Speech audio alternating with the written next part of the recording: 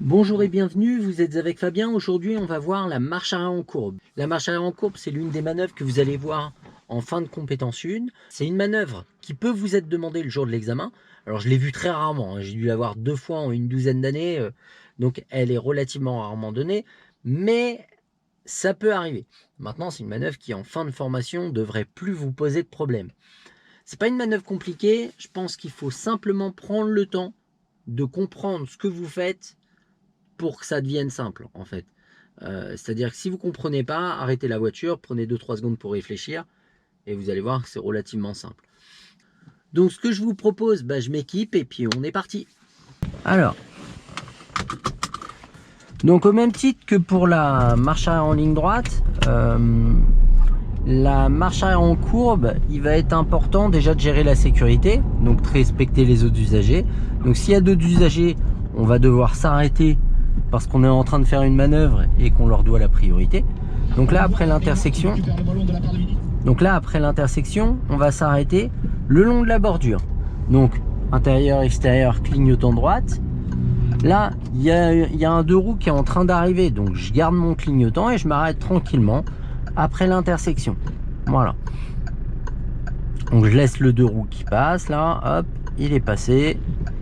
Je vais mettre ma marche arrière, il n'y a personne devant, personne derrière. Et là en fait ce qui va être important, c'est de suivre ici le trottoir. Et une fois qu'il disparaît de votre rétroviseur, on va tourner vers lui.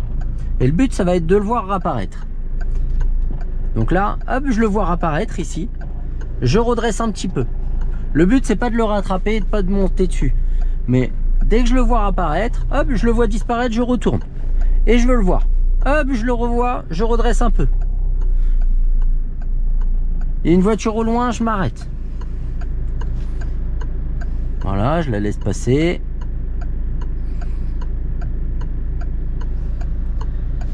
Il n'y a personne à gauche, personne en face, je reprends. Hop, tranquillement. Hop, j'alterne. Là, tac, je le vois, je redresse.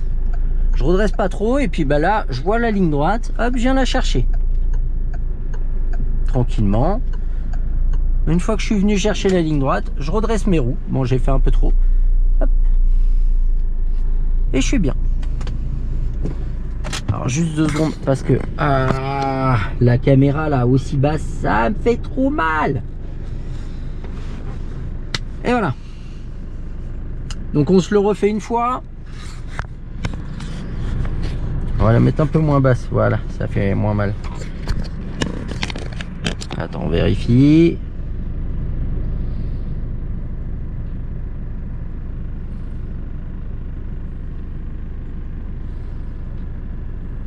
Ok. Alors. Donc là,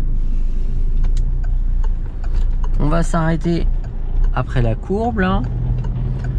Donc après, une fois que vous serez à l'aise, petit à petit, vous allez pouvoir venir chercher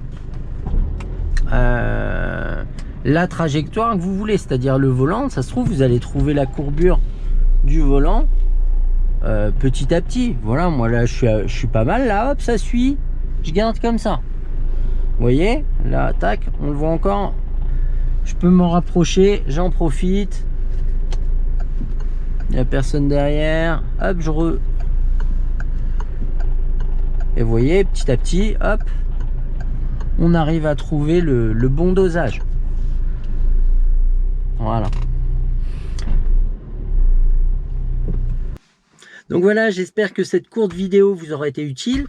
N'hésitez pas à me poster en commentaire si vous avez rencontré des soucis avec cette manœuvre, s'il y a des choses qui ne vous ont pas paru claires.